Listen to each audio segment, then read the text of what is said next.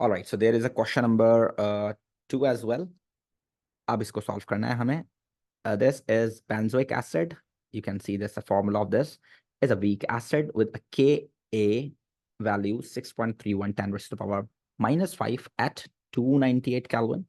1 decimeter cube buffer solution is made at 298 Kelvin, containing 1 gram of benzoic acid and a slightly greater mass of sodium benzoate. All right, अच्छा देखो benzoic acid है तो उसका जो salt होगा वो क्या होगा, सोडियम बेंजोएट, सोडियम बेंजोएट, हाँ ठीक है.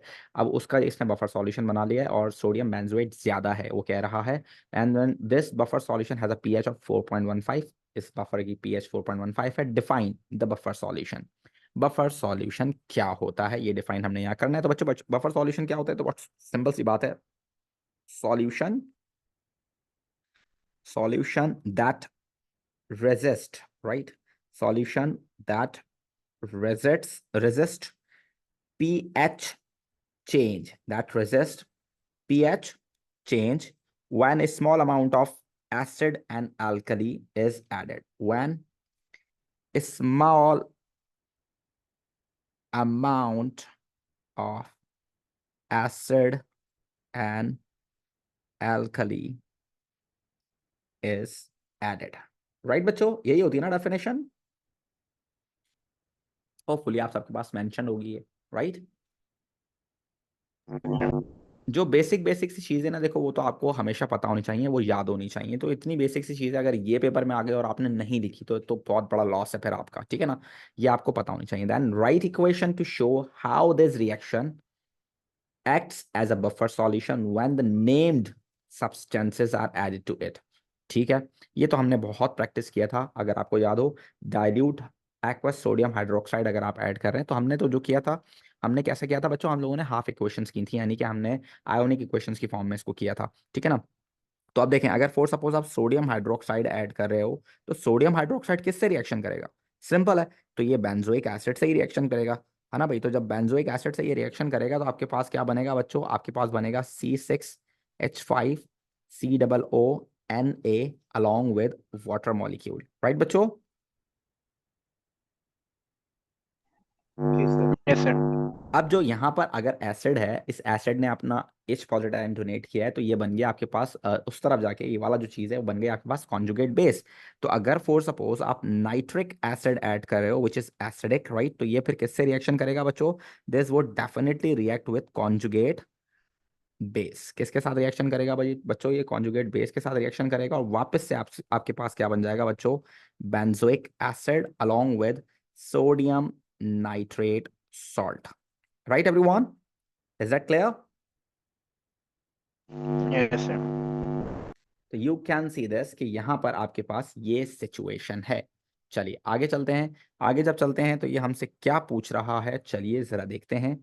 Calculate the H positive ions concentration and the C6H5COOH concentration in the buffer solution described. Use the expression for Ka of C6H5COOH. Calculate the concentration of C6H5COONA in the buffer solution. देखो उसने हमें ये तक तो बता दिया कि हम कौन सी इक्वेशन यूज करके जो है निकाल सकते हैं ये सोडियम बेंजोएट की कॉन्सेंट्रेशन. तो अब हमें और क्या चाहिए, सब कुछ तो उसने बता दिया. चलिए आइए इसको स्टार्ट करते हैं. सो बेंजोइक एसिड की अगर हम बात करें C6H5COOH, तो इसकी अगर हम लिखें क्या बच्चों equation, so it seems like this कि ये आपके पास इस तरह से डिसोसिएट होती है. This is a weak acid, right. तो ये वीक एसिड है. तो अगर मैं इसकी एक्सप्रेशन बनाऊं कि ए की, तो इट सीम्स लाइक दिस कि आपके पास एनाइन जो कि आपके पास यहाँ मौजूद है इस वक्त, यही आपके पास जो है आपके पास एनाइन है, ठीक है. उसके बाद आपके पास यहाँ क्या मौजूद होगा बच्चों, H पॉजिटिव आइंस, और साथ साथ आपके पास आ गया क्या बच्चों, ये एसिड की कॉन्सेंट्रेशन, राइट बच्चों, ऐसी होगी. Yes sir. ठीक है, ये हमारे पास हो गई. अब सबसे पहले हम निकाल लेते हैं H पॉजिटिव आयन की कॉन्सेंट्रेशन. अच्छा, H पॉजिटिव आयन की कॉन्सेंट्रेशन निकालने के लिए आपको थोड़ा सा पीछे जाना पड़ेगा और आप देखोगे कि वहां पर पीएच गिवन होगी. तो आप पीएच का फॉर्मूला यूज करते हुए ये काम कर सकते हो. कैसे करोगे बच्चों, pH is equals to negative logarithm of H positive ions होता है. तो अगर आप इसको रिवर्स की फॉर्म में सॉल्व करोगे तो बच्चों ये क्या हो जाएगा, H पॉजिटिव आइंस की कॉन्सेंट्रेशन बराबर हो जाएगी इसके E की, सॉरी ये बोल रहा हूँ, 10 की पावर माइनस pH, राइट बच्चों। तो जल्दी से आप जो है इसके अंदर पुट कीजिए वैल्यू किसकी, pH की, और आंसर निकाल लीजिए 4.15। 4.15 जल्दी से मुझे बताएं कितनी कॉन्सेंट्रेशन आ रही है H पॉजिटिव आइंस की। 7.08 into 10 to the power minus 5. 7.08 10 raised to the power minus 5। 5. 5 all right. H positive ions की कॉन्सेंट्रेशन हमारे पास आ गई which is 7.08 10 raise to the power minus 5। एक चीज हमने सॉल्व कर ली। चलिए दूसरी तरफ चलते हैं। जब दूसरी चीज की बात करते हैं तो हमारे पास है बेंजोइक एसिड की कॉन्सेंट्रेशन। तो अगर आप जरा पीछे जाइए दोबारा से तो आपको एक चीज और देखने को मिलेगी। They told us the mass of benzoic acid. So we just need to find out the moles first. ठीक है, उसके बाद हम इसकी निकाल लेंगे क्या बच्चों, कॉन्सेंट्रेशन। ठीक है ना। तो ये लिखा हुआ है 1 ग्राम ऑफ बेंजोइक एसिड और सॉल्यूशन यहाँ पर 1 डेसीमीटर क्यूब है। तो जो भी आपके पास मास होगा, मोल्स आएंगे, वही एक्चुअल में कॉन्सेंट्रेशन होगी, क्योंकि कॉन्सेंट्रेशन क्या होती है, moles per decimetre cube solution. तो एक ही डेसीमीटर क्यूब है ना, तो जो मोल्स होंगे वही कॉन्सेंट्रेशन भी होगी डेफिनेटली। तो सही है, फिर मोल निकाल देते हैं भाई। Moles should be mass over mr, and the mass is given 1 and the mr is C6H5 COOH का mr कितना आएगा बच्चों, जरा देख लो। Carbon should be 12 into 6, hydrogen 1 into 6, sorry carbon 7 है तो ये 7 होगा। ठीक है, एंड प्लस ऑक्सीजन हो जाएगा आपके पास 16 into 2। बताइए बच्चों कितना आ रहा है आपके पास, 122. 122 आ रहा है। जरा देख लें कोई आपके पास, सही है 122 आ रहा है। 122 आपके पास आ रहा है। वैसे तो कार्बन ऑक्सीजन और हाइड्रोजन होते नहीं है डेसिमल में, बट देख लिया करें कोई एलिमेंट ऐसा ना हो जो डेसिमल में एमआर दे रहा हो, क्योंकि आपके पीरियोडिक टेबल में, ए लेवल्स में, पीरियोडिक टेबल में आपको पता है डेसिमल्स के अंदर होती हैं वैल्यूज, तो वो हमें देखनी होती हैं। क्या मोल्स आ रहे हैं बच्चों, जल्दी से बताओ। 8 point 8 2 point 10 to the power negative 8.2 8.2 आ रही हैं according to you. 8.2 10 raise to power 8.2 10 raise to power negative -3, ये आ गए मोल्स। तो अगर आपको निकालनी है कॉन्सेंट्रेशन, तो कॉन्सेंट्रेशन क्या होती है बच्चों, it is mole per unit volume in decimetre cube which is 1 right now. So definitely सी बात है, जब 1 है तो यही आपके पास आंसर आएगा, और फिर यही कॉन्सेंट्रेशन होगी आपके पास 8.2 10 रेज़ टू द पावर -3। चलो भाई ये भी सॉल्व हो गया।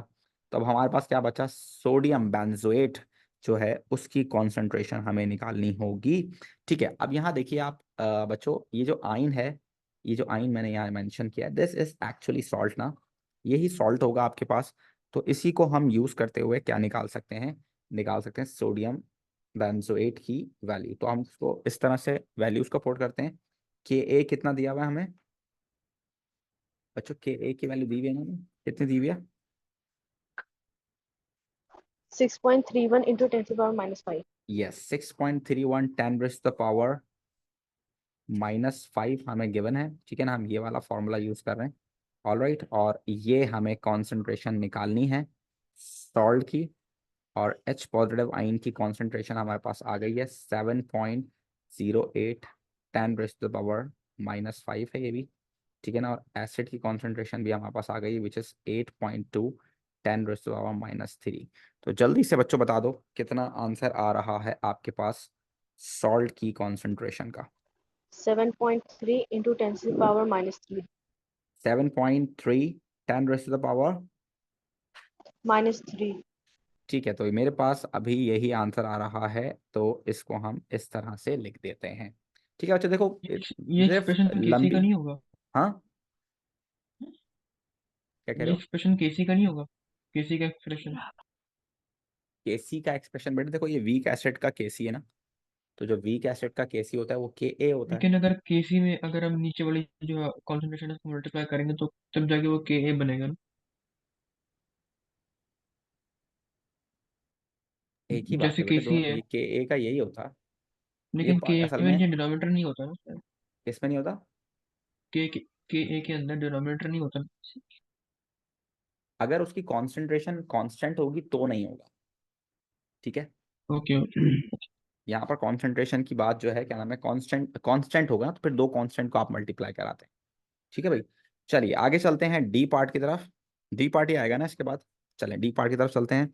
नेक्स्ट पार्ट हमसे कह रहा है अ 10 centimetre cube sample of buffer solution is mixed with 10 centimetre cube 1 mole per decimeter cube QH. Both solution are at 298 Kelvin. A reaction is allowed to occur without stirring. अच्छा जी, ये without steering ये reaction हो रहा है। तो two observations are recorded. A temperature after the reaction is complete, fractionally above 298 Kelvin. The pH after the reaction is greater than 13. अच्छा जी, दो इसने ऑब्जर्वेशंस दिए हैं। एक्सप्लेन दीज टू ऑब्जर्वेशन, इन दो ऑब्जर्वेशंस को हमें करना है एक्सप्लेन। अच्छा जी ठीक है, एक्सप्लेन करना है। सो एक्सप्लेन करने के लिए हम जरा इनके पहले मोल्स चेक कर लेते हैं, ठीक है। तो बफर सॉल्यूशन 10 सेंटीमीटर क्यूब है। तो अगर हम देखें कॉन्सेंट्रेशन ऑफ एसिड, अगर हम कॉन्सेंट्रेशन ऑफ एसिड देखें तो हमारे पास कितनी है बच्चों, कॉन्सेंट्रेशन ऑफ एसिड हमने पीछे निकाली है, कितनी थी, 8.2 10⁻⁻3, 8.2 10⁻⁻3 हमारे पास कॉन्सेंट्रेशन थी। कॉन्सेंट्रेशन को अगर हम वॉल्यूम से मल्टीप्लाई कराएं और डिवाइड बाय 1000 करा दें तो हमारे पास आ सकते हैं मोल्स ऑफ एसिड। ठीक है ना, मोल्स ऑफ एसिड हमारे पास आ सकते हैं। तो जल्दी से बताओ बच्चों कितने मोल्स आ रहे हैं,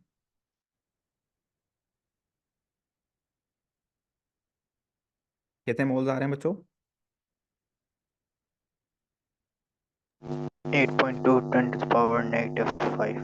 8.2 10⁻⁻5 आ रहे हैं। जबकि अगर आप KOH को यूज करो तो मोल्स ऑफ KOH कितने आ जाएंगे बच्चों, it is 1 mole per decimetre cube with 10 centimetre cube over 1000।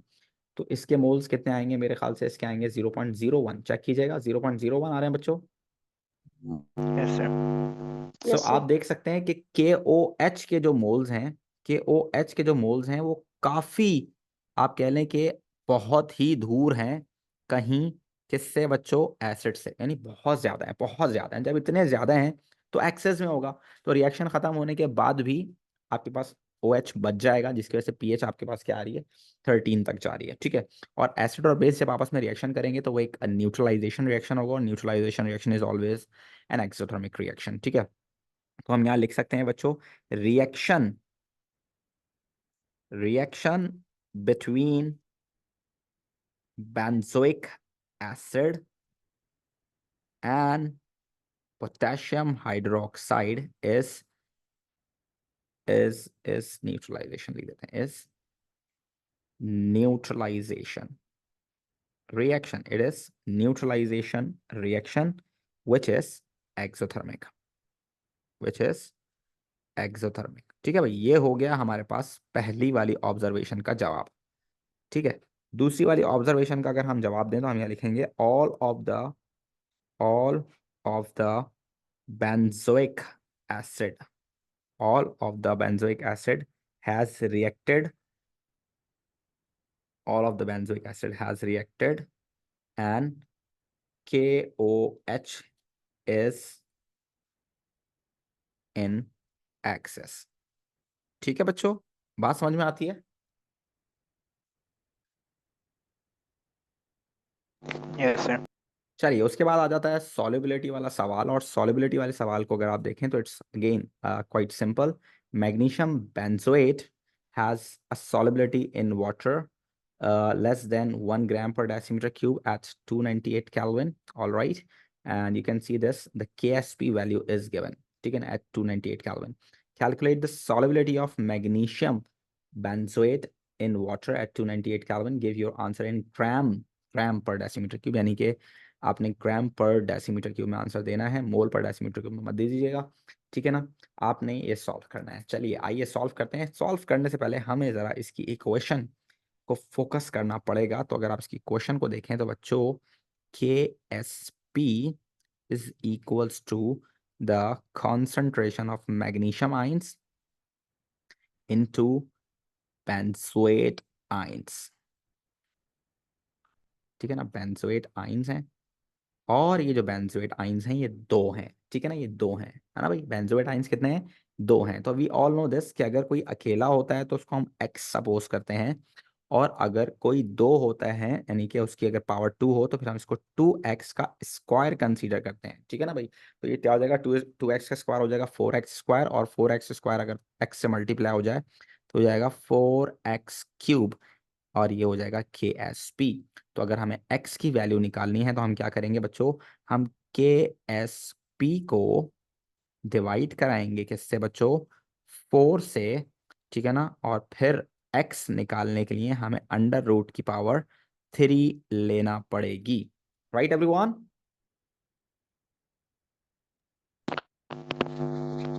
Yes, sir. चलें जल्दी से मुझे बताएं क्या आंसर आ रहा है फिर x का, सॉलिबिलिटी कितनी आई, 3.5 3.5 power 3.5, negative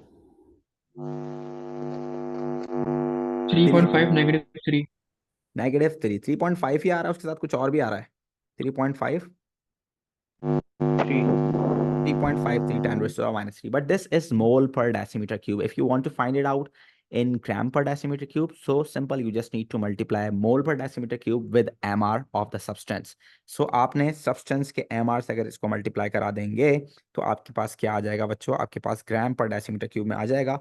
तो जल्दी से मुझे बताइए कि क्या आंसर आ रहा है mr का, mr बताएं जल्दी से मेरे पास, 0.94। mr कितना आ रहा है। MR तो सर गिवन है ना 266.3। अच्छा गिवन है, कहाँ है कहाँ है कहाँ है, हाँ ये रहा, sorry. MR is also given, तो इसको तो कैलकुलेट करने की जरूरत नहीं है, अच्छी बात है। तो आप इसको मल्टीप्लाई करा दें सिंपल 266.3 से, तो कितना आंसर आ रहा है, 0.94। 0.94 ग्राम पर डेसीमीटर क्यूब। देखो कितना मजे का सवाल है, कितना आसान है। और जब आसान वाली चीजें पेपर में आती हैं तो उसके बाद अगर आप नंबर ना लें तो ये बहुत बुरी बात होती है, ऐसा नहीं करना चाहिए आप लोगों को। चलिए आगे चलते हैं। An excess magnesium benzoate is added to the sample of 0.5 mole per decimeter cube of magnesium sulfate। अच्छा जी, मैग्नीशियम बेंजोएट को ऐड किया गया है 0.5 mole per decimetre cube of magnesium sulfate में। State what are the equilibrium concentration of magnesium benzoate is higher than the higher, same or lower than your answer to part 1, explain your answer. Now, this is बच्चों, what is this? This is actually you can say that common ion effect। इसको हम क्या बोलते हैं बच्चों? This is common ion effect। तो अगर आप common ion effect की बात करते हो तो उसके लिए पहले आपको देखना पड़ता है कि आपके पास common ion है कौन सा वाला। तो इनिशियली हमारे पास है मैग्नीशियम बेंजोएट। तो अगर आप मैग्नीशियम बेंजोएट की बात करते हैं तो आपके पास सिनेरियो क्या होता है, आपके पास सिनेरियो ये होता है कि आपके पास ये ब्रेक डाउन होगा और इसके जो आइंस बनेंगे वो क्या होंगे, आपके पास बेंजोएट आयंस होंगे, साथ में मैग्नीशियम का आयन होगा, ठीक है। और क्योंकि आप मैग्नीशियम सल्फेट इसके अंदर डाल रहे हैं which is an ionic compound and is going to be dissociate completely, तो ये हो गया आपके पास सल्फेट आयन, और साथ में बनेगा आपके पास क्या बच्चों, मैग्नीशियम आयन, ठीक है ना। तो ये अगर आप गौर से देखें तो आपको पता चलेगा कि यहाँ पर जो कॉमन आयन है वो है आपके पास मैग्नीशियम। कौन सा आयन है आपके पास, मैग्नीशियम। सो आप लोग जो है मैग्नीशियम बेंजोएट के अंदर आप ऐड कर रहे हैं magnesium sulphate. So whatever the concentration of magnesium sulphate right now they are saying 0.5 per decimetre cube moles हैं। तो if you are adding magnesium sulphate this, तो इसका मतलब 0.5 मोल पर डेसीमीटर क्यूब ही आप magnesium add कर रहे होगे। So when you are increasing the concentration of magnesium, so the reaction would be reversed. कहाँ चला जाएगा बच्चों, बैकवर्ड रिएक्शन फेवर हो जाएगा। इस वजह से आपके पास the concentration is lower, the concentration in part 1, आपकी कॉन्सेंट्रेशन कम हो जाएगी। एक्सप्लेनेशन क्या है इसकी, आप इसकी एक्सप्लेनेशन देखेंगे, बिकॉज देयर इज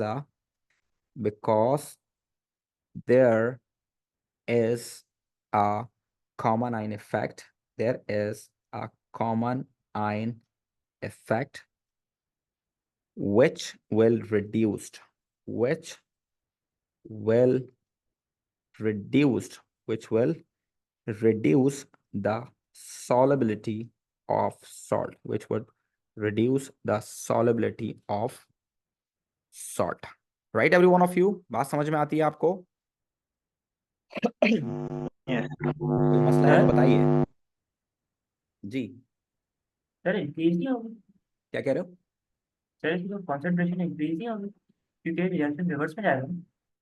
बेटा कॉन्सेंट्रेशन, हाँ देखो पीछे की तरफ जा रहा है ना, वो पूछ रहा है कॉन्सेंट्रेशन जो है आपके पास, वो सॉलिबिलिटी की बात कर रहा है ना, इन टर्म्स ऑफ सॉलिबिलिटी की बात कर रहा है वो आपसे। तो जब आप रिएक्शन पीछे की तरफ चला जाएगा तो वो उसकी तरफ जा रहा है ना, सॉलिड पार्टिकल्स की तरफ जा रहा है। अब जब सॉलिड पार्टिकल्स की तरफ जा रहा है तो आपके पास जब सॉलिड पार्टिकल्स ज्यादा होना शुरू हो जाएंगे तो सॉलिबिलिटी तो कम हो जाएगी ना, आइंस तो कम हो जाएंगे ना सॉल्यूशन में, है ना। जब आपके पास पीछे की तरफ जा रहा है तो इसका मतलब ये है कि आपके पास जब आइंस कम हो जाएंगे तो इसका मतलब सॉलिबिलिटी कम हो जाएगी। सही है। ओके सर, यहाँ पर आप सर लिखा हुआ है कि इक्विलिब्रियम कंसंट्रेशन ऑफ MgC6H5COO2, तो वो तो इंक्रीज होंगे ना सर। mg सर यहाँ पर तो मतलब लिखा है MgC6H5COO2, जिसकी कॉन्सेंट्रेशन तो इक्विलिब्रियम पे इंक्रीज हो जाएगी ना। हाँ इसकी कांस्टेंट है। अब देखो मसला ये है कि भाई बात को आपको ये समझना पड़ेगा कि जो आपके पास मैग्नीशियम C6H5 है, इसकी बात कर रहा है ये कॉन्सेंट्रेशन की, और कॉन्सेंट्रेशन होती है जब आप पानी में डिसॉल्व करते हो, ठीक है ना। तो जो सब्सटेंस पानी में डिसॉल्व नहीं होगा तो फिर उसकी कॉन्सेंट्रेशन कहाँ से आएगी। तो सॉलिड फॉर्म के अंदर कॉन्सेंट्रेशन नहीं होती है, कॉन्सेंट्रेशन होती है जब किसी चीज़ को आप डिसॉल्व कर दें। फॉर सपोज अगर मिट्टी के अंदर आप और पानी के अंदर मिट्टी डाल देंगे तो वो कॉन्सेंट्रेशन सॉल्यूशन थोड़ी ना कहलाएगा, वो तो कॉन्सेंट्रेशन ही नहीं होगी उसकी, क्योंकि वो सॉल्यूशन बना ही नहीं। जो चीज़ इंसॉल्युबल होगी उसकी कॉन्सेंट्रेशन नहीं होगी, कॉन्सेंट्रेशन सिर्फ उसकी होगी जो डिसॉल्व हो जाएगा। सही है। Okay sir. तो आपने आइंस की बात करनी है, आइंस की होती है कॉन्सेंट्रेशन, जब पानी में डिसॉल्व होने के बाद आइंस बनेंगे तभी तो कॉन्सेंट्रेशन कहलाएगी। अगर फॉर सपोज आप पानी के अंदर डाल देते हैं एक ऐसा सॉल्ट जो कि इनसॉल्युबल है, लाइक सिल्वर क्लोराइड डाल दें या मैग्नीशियम सल्फेट डाल दें आप, तो वो मैग्नीशियम सल्फेट बोला हूँ, बैरियम सल्फेट डाल दें आप, तो ये इनसॉल्युबल सॉल्ट हैं। तो इनसॉल्युबल सॉल्ट जब पानी में डिसॉल्व ही नहीं होंगे तो उनकी कॉन्सेंट्रेशन कहाँ से होगी। वो बात अलग है कि इसका अब कॉन्सेंट्रेशन, जैसे मैंने जब आपको कॉमन आइन पढ़ाया था तो मैंने आपको बताया था कि बहुत हद, कुछ हद तक चाहे बिल्कुल 0.005 ही मोल 1 लीटर में डिजॉल्व हो रहा हो, लेकिन बहुत कम भी डिजॉल्व हो रहा है तो वो उसका हम इक्विलिब्रियम बना लेंगे। लेकिन जब आपके पास सॉल्ट जो इनसॉल्युबल रहा है पानी के अंदर, उस जो उसकी तो नहीं निकाल सकते ना आप। जैसे प्लास्टिक को मैं पानी में डाल दूं तो उसकी कॉन्सेंट्रेशन थोड़ी ना बन जाएगी। सही है। बात समझ में आ रही है भाई। Okay sir. और किसी का कोई सवाल। All clear. ठीक है चलिए अब हम बात करते हैं तीसरे क्वेश्चन की।